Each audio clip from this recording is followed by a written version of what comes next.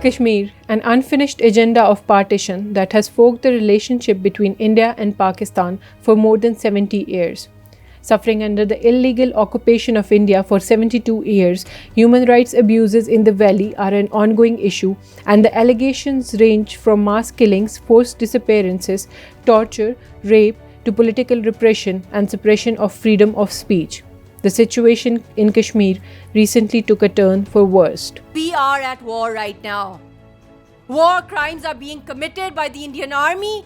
They don't consider it an LOC. What they have done through their fake presidential orders, whatever they have done, they have superseded all international laws, human rights laws, universal laws, humanitarian laws. They've superseded the United Nations Security Council resolutions. And they have even superseded their own constitution. It is the worst example of the human rights violation because more than 10 million people have been murdered, more than 33,000 women have been widowed, and thousands of children have been orphaned, and more than 13,000 women and babies, girls, has been raped. And the age of these rapes start from 65 years old women to the 5 years old little kid. And it is the worst example of humiliation and barbarism by the Indian occupied forces.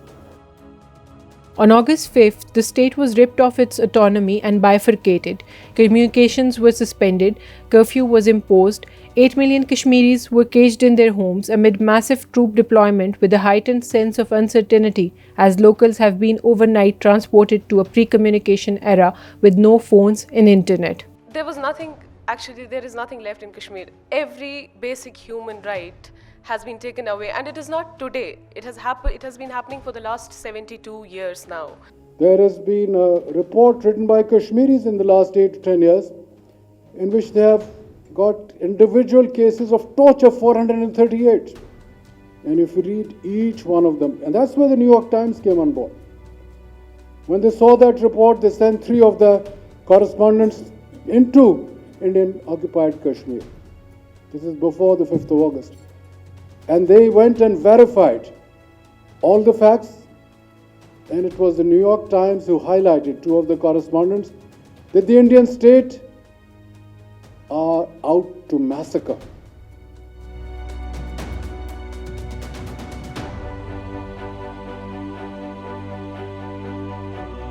More than 3,000 people, including minors, were detained under the controversial Public Safety Act and their whereabouts kept from their families.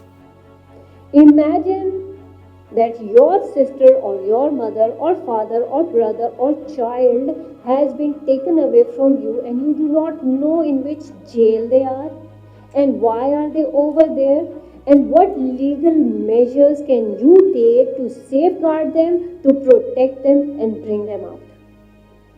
And then come and speak to us Kashmiris and tell us why we shouldn't be emotional. And then tell us what we should be doing. The fact that we are alive is a statement of our strength. Just because we might not be very reactive at this point of time does not mean that we lack strength, that we lack courage.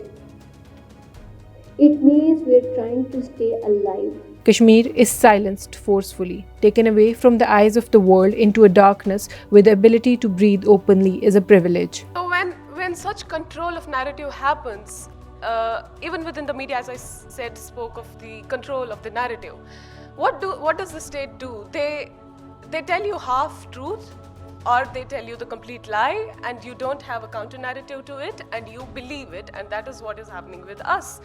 Education, health, economy, trade, business, I don't know, I can keep on naming and it will not end. Everything is shut in Kashmir. The Nazi-inspired government of India has shown its true character. It has proved that it recognizes no constraints of law, liberty and morality. India's narrative is one of gradual progression towards normalcy, with independent sources say that situation on ground is paradoxical. Our relation between India's relation to Kashmir is an occupational. It's an occupational. We argue that it was an occupation of constitutionalism. And I'm speaking from a point of view where this issue is not just a legal issue. This is not just a humanitarian issue. This is not just a geographical issue. This is not just a divide between two countries.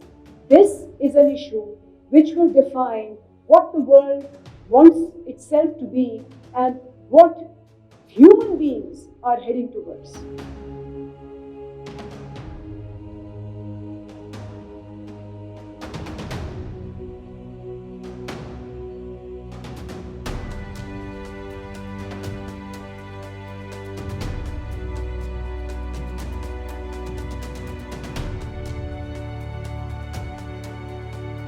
We say that Kashmir is part of India.